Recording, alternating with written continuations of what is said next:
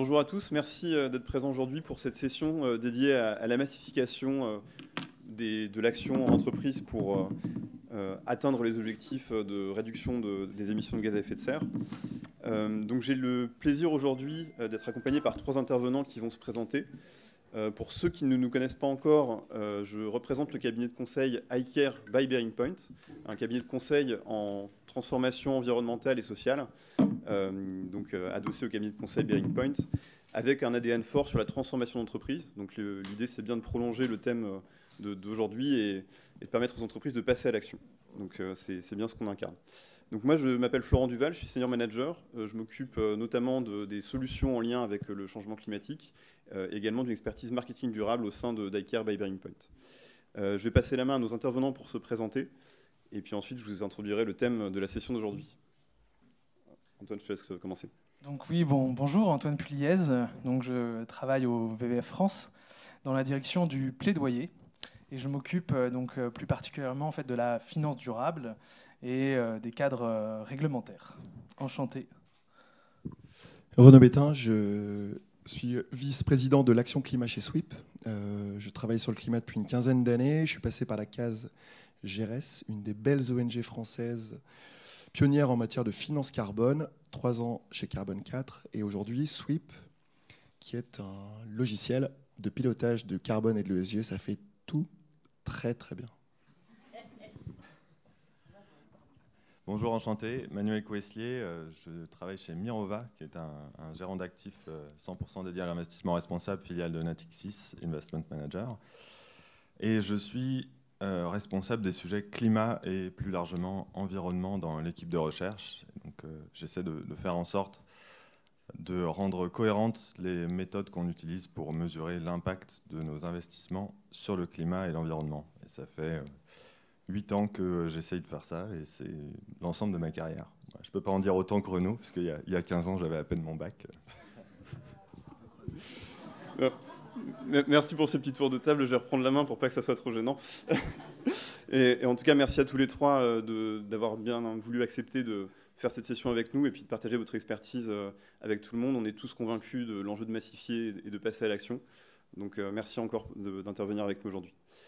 Donc l'objectif de cette session en fait part d'un constat qu'on fait malheureusement de manière assez amère quotidiennement, c'est que les engagements des entreprises aujourd'hui ne sont pas suffisants pour respecter l'enjeu de limiter le réchauffement climatique à 1,5 degré. Donc ça, on le constate tous, et je pense que si vous êtes à ProDurable, vous en êtes tout à fait conscient. Et en fait, pour réellement atteindre l'objectif, il faudrait qu'on soit capable de réduire les émissions de gaz à effet de serre de 43% d'ici 2030. Et donc ça, en fait, ça implique une dynamique collective de l'ensemble de l'économie qui, pour l'instant, n'est pas suffisamment à l'œuvre. Donc la dynamique est insuffisante, on le constate. Il y a une statistique sur laquelle on voulait insister qui met ça bien en exergue, c'est le fait qu'aujourd'hui, il y a moins de 5% des entreprises qui sont alignées avec une trajectoire de réduction de leurs émissions alignée avec la cible à 1,5 degré. Donc voilà, finalement on en est là aujourd'hui. Et donc qu'est-ce que ça traduit finalement ? C'est ce besoin de passer à l'action et en fait il faut aller chercher le complémentaire, donc les 95% qui restent. Et donc pour ça, c'est ça qui donne la thématique de l'atelier d'aujourd'hui, c'est la massification. Comment est-ce qu'on massifie le passage à l'action et comment est-ce qu'on s'assure que les acteurs qui ont pu être laissés sur le bord de la route, eux-mêmes passent à l'action. Donc pour ça, en fait, y a des référentiels qui existent, qui ont cette vocation aussi à permettre de travailler en écosystème avec des partenaires. La manière dont sont construits les bilans carbone incite à aller chercher dans son écosystème en amont de fournisseurs et en aval de clients ou de partenaires, aller engager la dynamique avec eux. Finalement, on n'est pas tout seul dans son coin quand on travaille sur la réduction de ses émissions. Et donc la réglementation se développe aussi donc avec CSRD, avec la taxonomie européenne, pour pousser encore plus les acteurs à passer à l'action. Donc maintenant, une fois qu'on a dit ça, la question qui va se poser et à laquelle on va s'attacher à répondre aujourd'hui, c'est comment est-ce qu'on s'assure que le tissu, par exemple en France, de 150 000 PME et ETI arrive à passer à l'action et s'embarque au sein de l'écosystème qui est pertinent pour lui. Donc voilà pour l'objectif de l'atelier et aux questions qu'on va chercher à adresser aujourd'hui.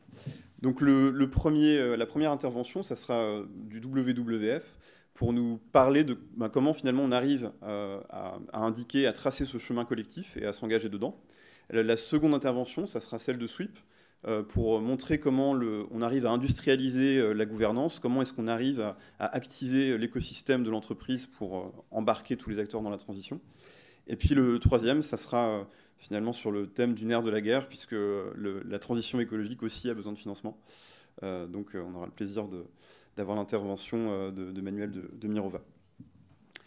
Je passe la main sans plus attendre à Antoine qui va nous expliquer comment le VVF accompagne le passage à l'action collective des entreprises. Merci pour l'introduction. Je crois qu'on a bien compris qu'effectivement, pour tracer ce chemin, il y a les initiatives volontaires d'un côté et effectivement les initiatives de la réglementation de l'autre. Et donc au sein du VVF, on travaille sur les deux bien sûr, mais dans le plaidoyer notamment réglementaire et politique, on va s'attacher au cadre réglementaire obligatoire qui permettrait effectivement de massifier la transition. Et donc je vais un peu vous expliquer comment on construit notre plaidoyer sur le plan d'action de la finance durable qui est en lien effectivement aux objectifs avec les objectifs climatiques et les plans de transition. Puis vous expliquer un petit peu comment on fonctionne pour que ces initiatives réglementaires se réalisent, et notamment grâce aux entreprises et aux partenariats qu'on peut faire. Peut-être le slide d'après. Alors, il est un peu compliqué ce slide, mais en fait, notre action de plaidoyer, il est à tous les étages. Il y commence, il existe depuis un certain nombre d'années, et on va le travailler dès le début, dans les premiers instants d'une réglementation, notamment européenne ou française. Donc par exemple, sur la CSRD, que vous commencez sûrement à entendre, avant c'était la DPEF ou la NFRD, pardon pour les acronymes, mais on va travailler dès le début dans la conception de ces réglementations et dans le travail technique après des normes de durabilité. Peut-être que vous connaissez, on appelle ça en anglais les ESRS, donc les normes de durabilité. Il y a des normes climat, biodiversité, effectivement, qui vont commencer à tracer le chemin d'une obligation d'avoir des objectifs, mais pas seulement, des plans de transition. C'est-à-dire qu'on souhaite effectivement avoir un moyen crédible d'évaluer si l'entreprise aura la capacité de réaliser son objectif. Et donc ça, c'est des premiers niveaux de réglementation. Et en fait, ce qu'on essaye de faire, ce n'est pas qu'une histoire de déclaration ou de divulgation. On veut aller un peu plus loin, on veut vraiment créer un cadre de redevabilité climatique et nature pour les entreprises. Et donc on va aller un peu plus loin. On va aller dans l'étape 1, qui est notamment le point de départ de la CSRD, de la taxonomie et d'autres réglementations. Mais on va aussi chercher à avoir une cohérence entre toutes ces réglementations, du package européen jusqu'à effectivement la loi industrie verte en France. Et on va essayer d'implémenter cette logique, donc d'objectifs chiffrés en absolu, en émissions absolues et de plans de transition, dans d'autres réglementations que la CSRD. Donc ça peut être le devoir de vigilance. Donc là, il y a un trilogue qui est en train de se passer à la Commission européenne. Et il y a notamment peut-être l'obligation pour les entreprises de plus de 2000 salariés de se doter d'objectifs, de plans de transition et surtout, le plus important, de les mettre en œuvre. Bon, aujourd'hui, Bercy n'est pas trop enclin avec ce terme mise en œuvre, mais c'est quand même ce qui est important et c'est ce qu'on veut derrière. Alors, il y a d'autres réglementations, je ne vais pas aller dans le détail, mais on pourrait parler des obligations vertes européennes, qui est un moyen de financement, de lever de l'argent. Là, c'est pareil. Est-ce que le projet est peut-être intéressant, mais il faut aussi qu'au niveau de l'entité, il faut qu'il y ait un réel plan de transition et des objectifs crédibles. Donc on va balayer un petit peu toutes ces réglementations et s'assurer qu'il y a bien une cohérence entre tout ça. Et puis la dernière étape, c'est une fois qu'on a demain un cadre avec des objectifs et des plans de transition obligatoires, c'est quand même de les évaluer. Et donc ça va aussi, il faut construire une capacité d'évaluation, une supervision de tout ça. Donc des mécanismes d'évaluation qui existent déjà. On a des méthodologies comme SBTI pour l'objectif climatique, ACT, on va en parler un peu plus tard pour les plans de transition. Et puis il y a énormément d'initiatives qui pourraient nous permettre d'évaluer cela. Et puis, la dernière étape, malheureusement, c'est quand effectivement ces objectifs dont l'entreprise se dote ne sont pas réalisés. Demain, il faudra aussi imaginer des mécanismes de plan de remédiation. Pourquoi? Ou des pénalités. Alors, effectivement, dans ce cadre que je vous présente, l'entreprise n'est pas seule. Il y a énormément d'autres sujets connexes. Et la planification, par exemple, en fait partie. Donc une entreprise doit aussi recevoir de l'aide de l'État, de la collectivité pour mettre en place son plan de transition. Elle ne doit pas être seule. Donc ça, c'est important. Peut-être. Oui. Alors, comment nous, quand on va voir la Commission européenne, quand on va voir l'administration française, oui, tu peux. Ah, okay. Ouais. On essaye de ne pas venir avec des incantations et par magie, effectivement, ce qu'on dit va se passer. On essaye effectivement de venir avec des choses qui ont été éprouvées. Donc on va s'engager avec des entreprises. Donc là, je parle d'entreprises d'une taille assez grande, où on va effectivement essayer des outils, démontrer qu'il y a une faisabilité dans le modèle qu'on souhaite faire. Alors ça peut passer par SBTi, donc se doter d'objectifs climatiques, où WWF est un partenaire. Ça peut être évaluer ou co-construire des plans de transition à l'échelle de certains secteurs ou de certaines entreprises pour démontrer que le marché est de plus en plus près et que le régulateur doit passer la vitesse supérieure, donc d'initiatives volontaires à quelque chose de systémique. Donc ça, c'est important. Et avoir ces preuves un petit peu quand on va avec AXA ou la Banque Postale ou des grosses entités, on démontre qu'on a une capacité et que c'est faisable. Mais il n'y a pas effectivement que les grandes entreprises. Donc, le slide d'après. On a d'autres aussi sujets sur tout le tissu et l'écosystème d'une grande entreprise, donc PME, ETI. Et donc là, pareil, on a des engagements. On a le club Entreprendre pour la planète, où on va essayer d'avoir un réseau de petites et moyennes entreprises pour effectivement faire circuler de l'expertise, échanger sur des problématiques, créer aussi des livres blancs. Donc il y avait en 2022 sur le climat, le bilan carbone, cette année sur la nature, pour essayer aussi de faire des proof of concept, comme en super anglais, mais en tout cas des cas d'études pour prouver aussi que c'est possible à une échelle un peu plus petit. Et puis, le but aussi étant de soutenir quelques actions du WWF, donc des programmes ciblés de conservation.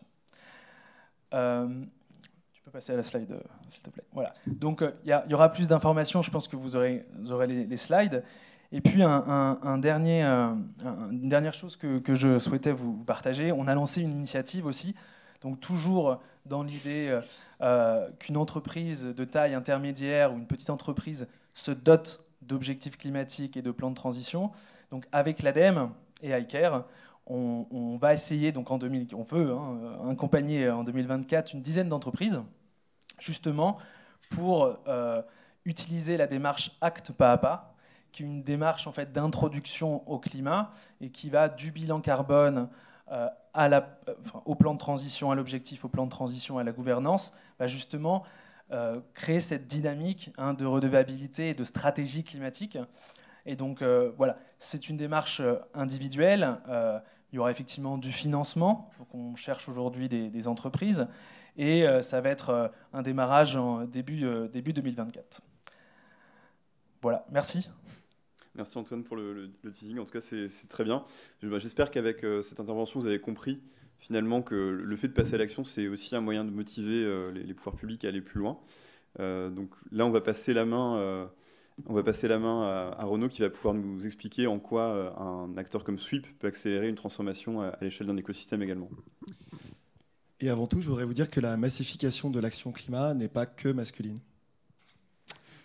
malgré le panel que vous avez sous les yeux. Et donc je fais un clin d'œil à Alban, qui devait être avec nous, et qui ne donne pas naissance, mais pas loin.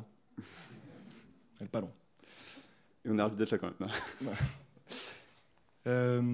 Alors, moi je vais vous parler de viralité et de data. Et c'est vraiment passionnant ce qui est en train de se passer. D'un point de vue de cette viralité, de cette contamination de l'action. Et en fait, c'est un peu malgré les grands groupes dont tu as parlé.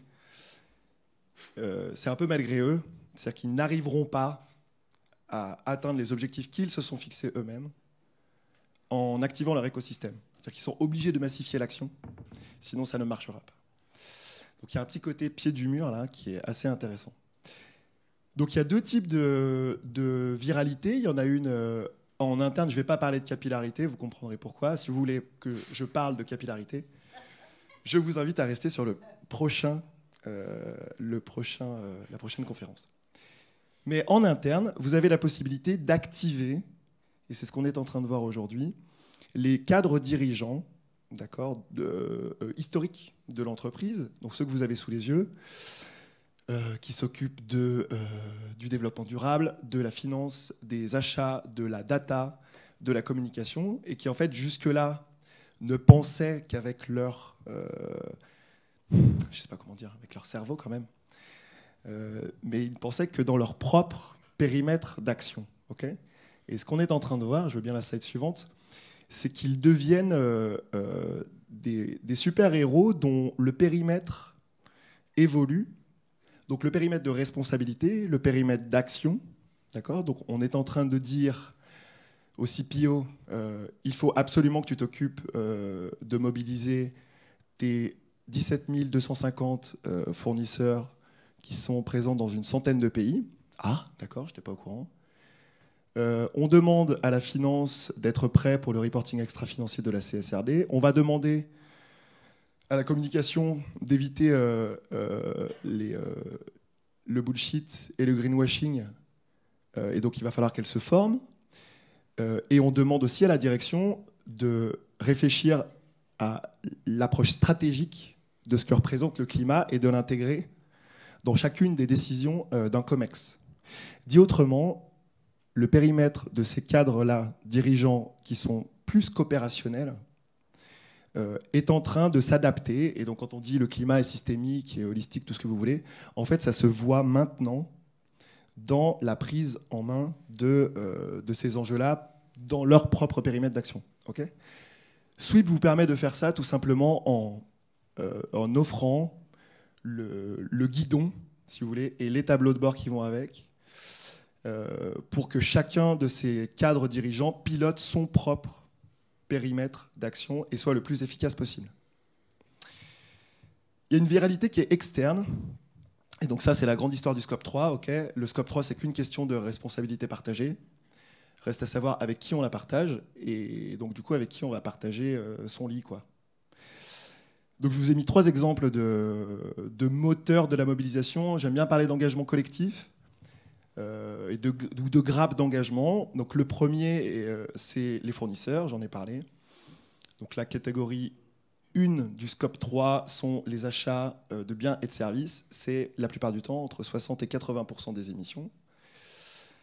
Et donc vous n'y arriverez pas si chacun de vos fournisseurs ne met pas un pied dans le carbone. Donc il y a 3 choses à faire. 1, je mappe à peu près qui sont mes fournisseurs et est-ce qu'ils émettent beaucoup ou pas.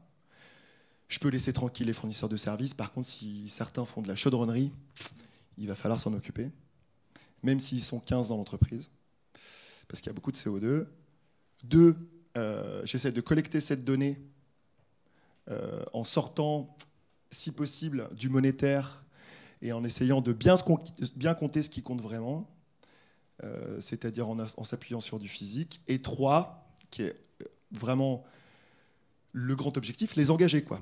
Et donc les engager, c'est contractuel. C'est-à-dire que j'ai beau retourner ce sujet-là dans tous les sens et discuter avec plein de CPO, ça ne fonctionnera pas si le carbone ne fera pas partie des contrats. Et pour ça, il faut fournir l'outil, c'est-à-dire que les grands donneurs d'ordre ne peuvent pas juste demander à des petits acteurs de s'aligner SBTI ou tout ce que vous voulez. Il faut leur fournir l'outil qui va leur permettre de mettre le pied dans le carbone. Sinon, ça ne marchera pas. Et c'est ce qu'on est en train de voir. On est même en train de voir des donneurs d'ordre qui accompagnent sous forme de conseils. Et je pense à des grands groupes comme Engie ou Schneider, qui ont vraiment porté la grande queue des fournisseurs dans l'engagement climat, quoi. Okay, donc Sweep dispose d'un module supply chain, évidemment. Enfin, les participations. Donc on a développé très rapidement une offre pour le private equity, puisque les investisseurs en fait, sont sous le coup de réglementation qui les oblige à capter cette donnée de la part de leur portfolio compagnie, donc leur participation, et tenter d'aligner ce portefeuille sur une température acceptable. Je crois que j'ai mis acceptable. J'essaie de mettre des mots un peu nouveaux. Température acceptable, planète habitable. Vous voyez, il y a quand même 2-3... Ça bouge. Et donc, on a ici là un moteur des investisseurs qui leur disent, écoutez, vous êtes 5, 20 ou 5000, en fait, super, mais nous, en fait, vous êtes nos émissions. Et comme on partage le lit, il va falloir vous mettre en ordre de marche. Donc faites un bilan carbone, engagez-vous pour une trajectoire, si possible, 2 degrés, voire en dessous, le fameux well below. Et on se rendait compte mutuellement, donc on a des partenaires dans la salle, notamment Andera, qui tient la main littéralement de ces participations pour les aider à s'engager dans une action climat. Et puis le troisième, c'est les territoires. Moi, c'est vraiment un truc qui me tient à cœur depuis Carbone 4, où la conclusion principale, mais qui est connue de toutes et tous aujourd'hui, c'est qu'une entreprise n'est pas neutre. Elle contribue à la neutralité carbone des territoires. Et donc, le territoire, quelle que soit l'échelle, alors il y a la grande région qui est grand, et qui c'est un peu compliqué, quoi, mais on peut y arriver. Après, vous avez le département, et pourquoi pas la communauté de communes, qui devient un truc intéressant. Vous avez peut-être en tête la coopérative locale du carbone de La Rochelle. Et en fait, on s'aperçoit que ce territoire est capable quand même d'embarquer un paquet d'entreprises de toute taille, de tout type de maturité, de toute industrie, des entreprises qui émettent et des entreprises qui séquestrent, puisque je vous rappelle que vous pouvez additionner les deux qu'à l'échelle d'un territoire. Et donc là, on a aussi une mobilisation, vraiment un sujet de massification, un vrai levier de massification à l'échelle des territoires. Très franchement, on creuse ce sujet-là avec Sweep parce qu'on est capable de l'adresser, mais c'est que le début aujourd'hui. Donc si vous avez en tête des échelles territoriales prêtes à mobiliser des acteurs locaux, avec plaisir pour en parler. Ok ? Capillarité. Et enfin, je suis ici ou pas ? Ouais, presque. Enfin, ouais, la suite. Non, je déconne, il est un peu relou celui-là. Le slide, donc je vais prendre le suivant direct. La data. Donc, qu'est-ce qu'on fait avec tout ça ? D'accord ? Vous remarquerez, donc, fiction, de la fiction à l'action, s'il vous plaît. J'essaye quand même aussi d'être créatif. Non, c'est celle d'après, il faut revenir à celle d'avant. Ouais, avant qu'il danse. Il est perdu. Qu'est-ce que je fais de toute cette donnée ? En fait, d'accord ? Et donc ça, il y a un terme derrière tout ça, que moi je ne connaissais pas il y a 3 ans, c'est la business intelligence. Cette donnée, comment on fait pour la rendre vivante et pour la faire parler et pour que chacune de ces entreprises prenne les bonnes décisions, mais y compris d'un point de vue économique, c'est-à-dire est-ce que je dois investir ici ou là ? En termes de CO2, c'est quoi le plus intéressant ? Et si je dois mobiliser des équipes, c'est lesquelles ? Ça vaut vraiment le coup que j'achète de l'ENR en France, de l'électricité bas carbone ? On peut éviter ce débat. Enfin, il n'y a pas de débat, remarque. Mais bref, cette data, elle doit être captée, organisée, si possible automatisée, voire semi-automatisée pour éviter de remplir des cases Excel. C'est toujours le cas. Mais des SaaS comme Sweep vous permettent d'avoir en fait un flow de data en temps réel quasiment pour que vous sachiez quoi en faire. Et c'est la suite pour pouvoir danser avec la donnée. Donc l'idée, c'est que cette donnée vous permette, encore une fois, de prendre les bonnes décisions pour être efficace et pour, merci d'avoir prononcé ce terme-là, pour être redevable. Je termine. En fait, je pense que pour massifier l'action, il faut qu'on simplifie tout ça. On a beau faire des Excel les plus beaux possibles, ça devient vraiment très complexe et relou à remplir. Donc, les créateurs de SaaS, que moi je ne suis pas, hein, mais que sont les cofondateurs de Sweep, viennent simplifier ce sujet-là. Et puis je pense aussi, très franchement, c'est un message un peu perso, je pense qu'il faut arrêter de fixer des cibles et y aller, quoi. Si vous faites moins 5% par an, vous êtes bon. Hein. Et donc on a passé beaucoup de temps à fixer des cibles. C'est chouette, on sait où on va. Si l'année prochaine vous devez faire l'Everest, super. Mais allez faire une petite rando le week-end prochain. Ce sera déjà pas mal. Merci Renaud. Donc ouais, l'idée, comme l'a dit Renaud, hein, c'est d'avancer pas à pas, finalement, ce qui rejoint un peu la fin d'intervention précédente. Donc là, on l'a évoqué, hein, un des moyens de passer à l'action, finalement, c'est d'activer, de fonctionner en écosystème. On l'a dit, on insiste beaucoup sur le scope 3, sur l'importance de mobiliser tous ses partenaires, en particulier les plus émissifs. Et Renaud a aussi insisté sur le fait que les participations des portfolios compagnies des financeurs étaient voilà, un gros moyen en fait, de changer la donne sur les émissions. Ce qui fait une très bonne transition avec l'intervention de Manuel sur la massification finalement voilà, du financement comme un levier de passage à l'action, notamment au travers de nouveaux référentiels. Donc, je te laisse nous parler de tout ça. Merci. Tu peux passer directement là. Merci beaucoup. Donc moi, je vais vous parler un peu de ce qu'on essaye de faire en tant que gérant d'actifs, et plutôt petit gérant d'actifs, je précise, parce que on a plus de flexibilité aussi par rapport à de gros gérants d'actifs, et donc on n'a pas forcément les mêmes leviers d'action que des gens qui sont beaucoup plus gros. C'est toujours à prendre en considération.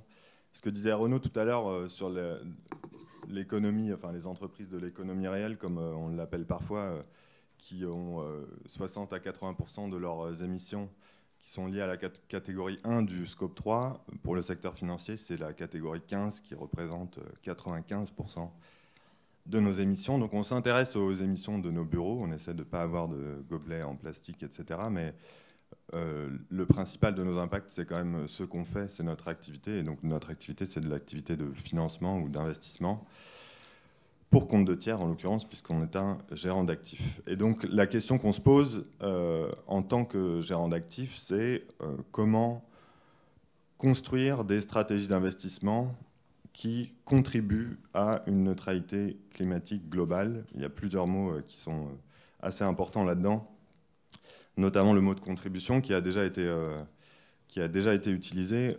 On ne cherche pas à avoir une stratégie d'investissement qui est neutre en carbone. Si vous voyez ce genre de positionnement, vous pouvez agiter un drapeau rouge en général. C'est que derrière, en général, se cachent des méthodologies qui ne remplissent pas l'objectif d'une telle stratégie. Et donc on essaie de faire en sorte que nos stratégies d'investissement contribuent du mieux qu'elles peuvent à une neutralité globale au niveau de la planète. Bon, elle peut être au niveau des territoires, mais on vise la neutralité au niveau de la planète. Et donc pour faire ça, on a besoin de plusieurs choses. Une des choses dont on a besoin, c'est d'abord d'identifier évidemment les actifs des entreprises qui contribuent à cette transition. Et là, il y a plusieurs outils qui sont déjà disponibles, qui ont été en partie évoqués par Antoine, qui sont des outils qui permettent aux entreprises de se fixer des objectifs de décarbonation, de s'inscrire dans des trajectoires. Donc là, il y a SBTI, il y a ACT par exemple, il y a TPI, on pourrait faire une longue liste de ce genre d'initiatives, et qui permettent plutôt aux entreprises du passé, entre guillemets, de se fixer des objectifs pour continuer d'exister dans un futur à 1,5 ou 2 degrés. Et pour remplir ces objectifs-là, il y a plusieurs données qui sont nécessaires, notamment les données d'empreinte carbone. Et là, on a des outils à disposition, des fournisseurs de données qui effectuent ces calculs-là. Évidemment, cet impact carbone des entreprises, il doit être calculé de manière globale, donc avec une approche plutôt en cycle de vie. Et là, je reviendrai un peu plus en détail sur les métriques tout à l'heure. Un autre moyen d'accélérer la transition, c'est pas, enfin, une fois qu'on a, et c'est pas une mince affaire, une fois qu'on a compris quelles entreprises se situent sur la bonne trajectoire ou quelles entreprises sont cohérentes d'un point de vue climatique, il suffit pas simplement de créer une stratégie d'investissement qui les agrège et d'investir dedans. Notre rôle en tant que gérant d'actifs ou investisseur, c'est aussi d'utiliser nos leviers d'investisseurs et de financeurs pour accélérer et massifier la transition des entreprises. Et là, il y a plusieurs leviers qui sont disponibles. Un des leviers le plus classique en finance, c'est le levier qu'on résume en général, qu'on encapsule dans le terme d'engagement, qui qui peut avoir plein de sens différents, mais qui peut permettre par exemple de faire de l'engagement direct auprès des entreprises, de l'engagement actionnarial direct quand on est actionnaire de l'entreprise. On peut aussi faire de l'engagement avec des entreprises dont on n'est pas actionnaire, en rejoignant des initiatives de place, par exemple. Il y a Climate Action 100+, par exemple, de nombreuses initiatives de ce type-là, qui sont ici résumées par les initiatives de place. Et on peut faire de la communication et du plaidoyer. Antoine, ici présent, connaît bien l'exercice. On peut, en tout cas, essayer de contribuer à l'évolution de la réglementation dans le sens que l'on souhaite. Alors, ça peut être une réglementation qui contraint les entreprises à communiquer sur certaines données.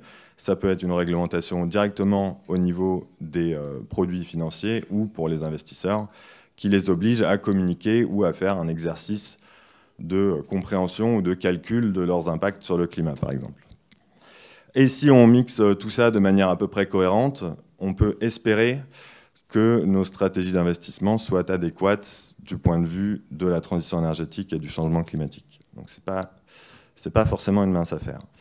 Pour rentrer un peu dans le détail d'une stratégie qu'on jugerait compatible avec un scénario net zéro, la première étape, c'est de mesurer et de comprendre la performance climat des entreprises. Donc là, j'en ai déjà parlé, une mesure en cycle de vie, probablement une mesure soit qui provient directement des entreprises, et là, il faut homogénéiser les calculs qui sont faits par les entreprises pour les rendre cohérents quand on les agrège entre eux, soit qui est fait par une entité tierce qui fournit le service de calcul de l'impact carbone de l'entreprise, mais de manière globale en cycle de vie.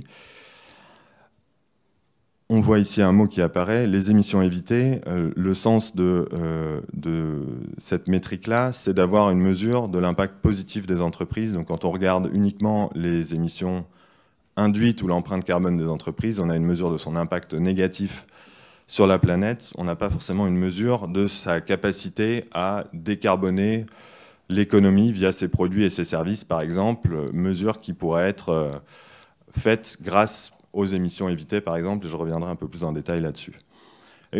Une fois, admettons qu'on ait compris et qu'on ait à disposition tous ces indicateurs-là, donc des indicateurs cohérents de l'impact négatif et positif des actifs de nos univers d'investissement, on peut avoir deux objectifs. Le premier, limiter l'exposition aux impacts négatifs ou faire de l'engagement auprès des entreprises pour qu'elles réduisent leurs impacts négatifs. Et donc là, c'est vraiment la notion de trajectoire de décarbonation. Le second objectif, qui est complètement lié au premier finalement, c'est d'essayer de s'engager ou de maximiser son impact positif. Là aussi, ça peut se faire directement auprès des entreprises, mais ça peut se faire aussi au niveau des stratégies d'investissement. Et là, on a besoin de métriques. Et là, on a besoin de connaître les entreprises qui portent les solutions de la transition énergétique. Et je ne suis pas en train de vendre la croissance verte à tout prix. Il y a quand même des entreprises aujourd'hui qui ont des solutions à disposition ou des entreprises qui peuvent intégrer des solutions pour s'inscrire sur une trajectoire de décarbonation. Et on a besoin de comprendre précisément quel est l'apport de ces solutions.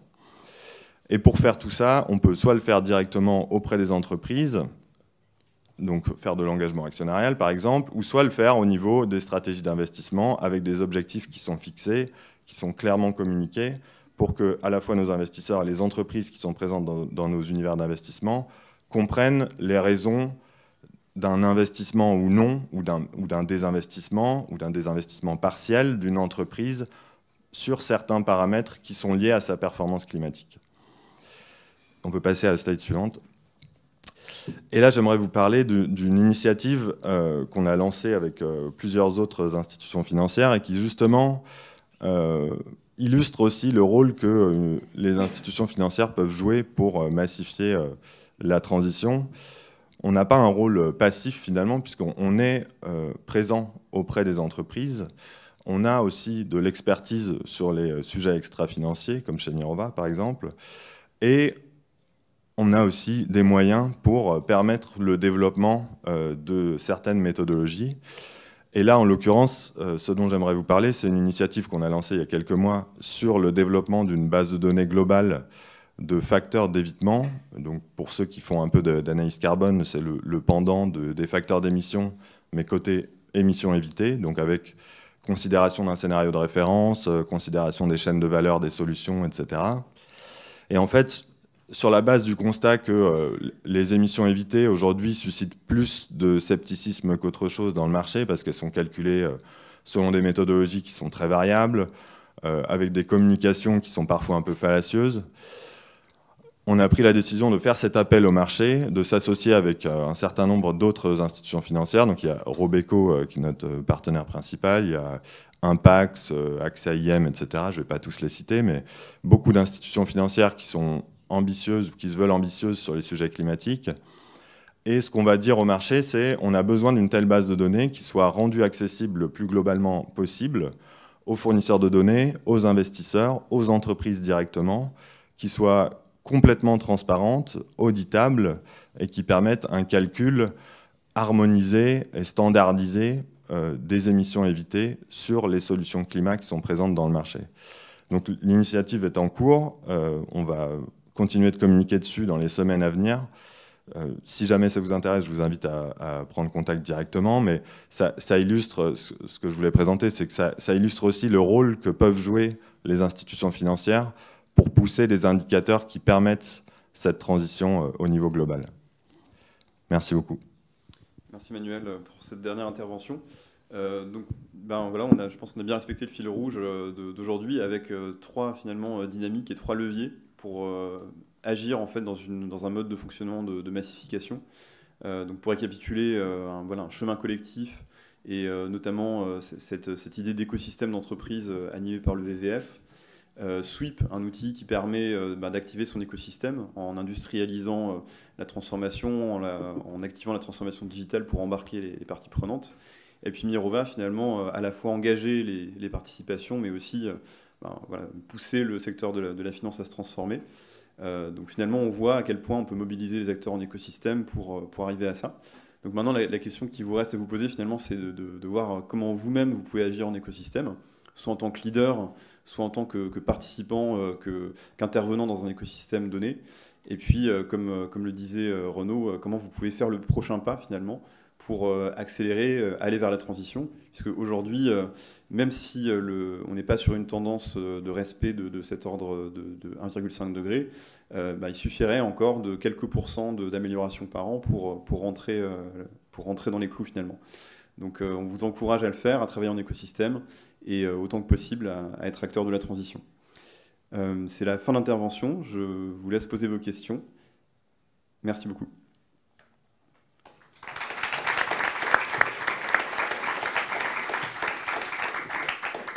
Je pense qu'on a 5 minutes pour les questions, donc on peut en prendre 3 ou 4, je pense. Est-ce qu'il y a des questions? Je peux poser une question à Emmanuel? Bien sûr. C'est quoi une émission évitée? Il y a plusieurs manières de décrire une émission évitée.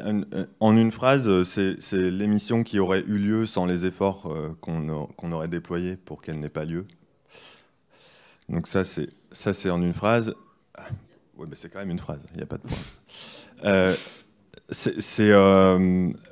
Quand on déploie une solution, c'est l'émission qui aurait eu lieu si la solution n'avait pas été déployée dans un scénario de référence. Voilà, donc il y a énormément, probablement une infinité d'exemples concrets à cela.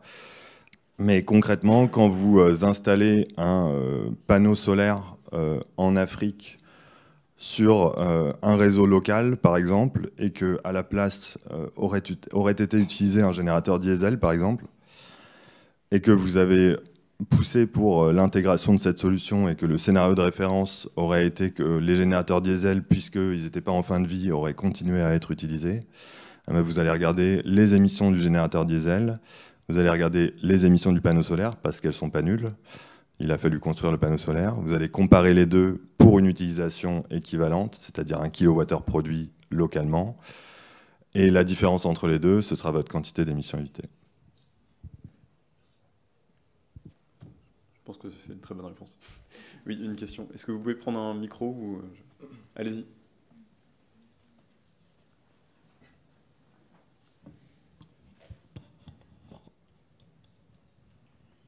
Bonjour, merci. Moi, j'ai une question en fait pour Sweep.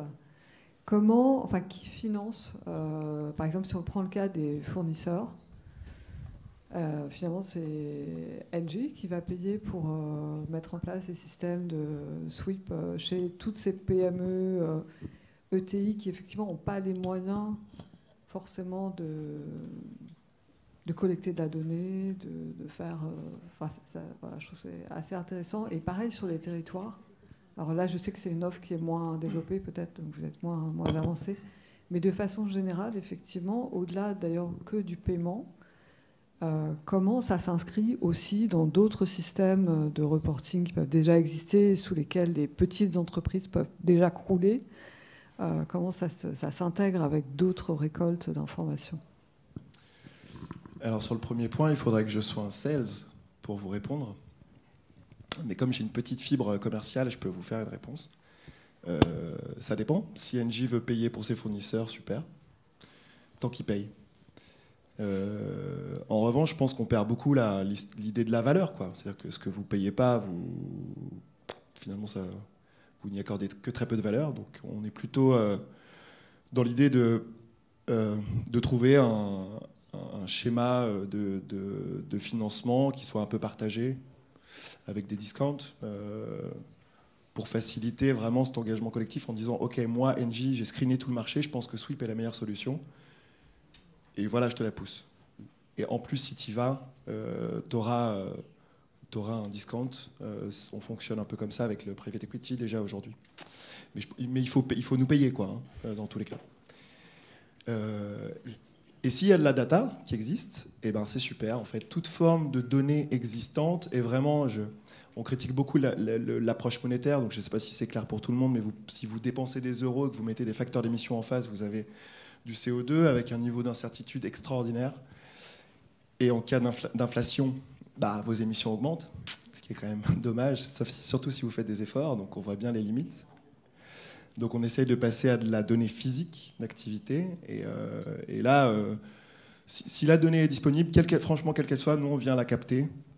Et on a tout un panel de connexions. Ça va de l'API en gardant du manuel pour venir se nourrir d'une source de données.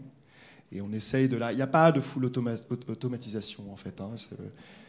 Il faut souvent ajuster en fonction de la source, en fonction de la structure et de la disponibilité de la donnée. Mais ce qu'on a fait, nous, c'est adresser tout le panel, tout l'éventail possible pour pouvoir capter. Et on monte d'ailleurs des partenariats avec des gros acteurs de l'intégration de données, comme Snowflake, entre autres, pour pouvoir pousser des quantités monumentales de données. On signe aujourd'hui avec des grands groupes comme L'Oréal, Bouygues, qui sont juste après. Parce que ces gens-là ont besoin de traiter une donnée monumentale, quoi. Et la CSRD, c'est 1000 métriques en plus, donc il va falloir faire parler. Enfin, on va falloir en faire des tours de piste, pour reprendre Pulp Fiction. Il va falloir en faire des pistes pour faire parler cette donnée. Peut-être un mot pour compléter la réponse. Enfin, nous, ce qu'on constate, c'est que quand on a besoin d'engager des acteurs en écosystème et qu'on est un grand groupe, finalement, en fait, l'impulsion, elle part avant tout du grand groupe. Il est soumis à plus d'obligations réglementaires. Il est soumis par défaut, on va dire, à la réglementation européenne. Et donc, en fait, c'est lui en premier lieu qui est exposé au risque de perception des particuliers, au risque de perception de ses parties prenantes en premier lieu. Et finalement, c'est lui aussi qui a plus de moyens à engager pour accompagner la transition. Donc finalement, que ce soit le financement ou en tout cas l'initiative, le plus souvent, elle vient de ce grand acteur, en fait. Voilà. Nous, c'est aussi ce qu'on constate là-dessus. Après, il y a des acteurs qui sont très proactifs et qui ont envie de s'engager eux-mêmes de leur côté dans des méthodes comme ACT, mais souvent c'est quand même très bien s'il y a un grand acteur qui est là pour servir pour s'adosser à la transition. Et, juste peut-être aussi pour dédramatiser un peu la CSRD, effectivement il y a 1000 data points, mais il n'y a pas 1000 métriques qu'on va regarder ou qu'une ONG va regarder, heureusement. Voilà, il y en a effectivement quelques-unes, et pour le climat, ce qui nous intéresse, c'est les émissions absolues, c'est les tonnes de CO2. On peut regarder vos kilowattheures consommés, ça peut être intéressant, mais bon, c'est ça qui nous intéresse in fine. Effectivement, après, pour la biodiversité, il y aura peut-être plusieurs métriques intéressantes. Pour les ressources en eau, il y aura effectivement, on va traduire ça en mètres cubes d'eau, utilisés ou pollués. Mais voilà, il n'y a pas non plus 1000 métriques. Bon, je pense que c'était c'était clair dans ta tête, mais voilà. Ok, très bien. Bah, écoutez, merci en tout cas pour vos questions et pour votre attention. Et puis on aura plaisir à vous retrouver sur le stand 40 si vous avez des questions complémentaires.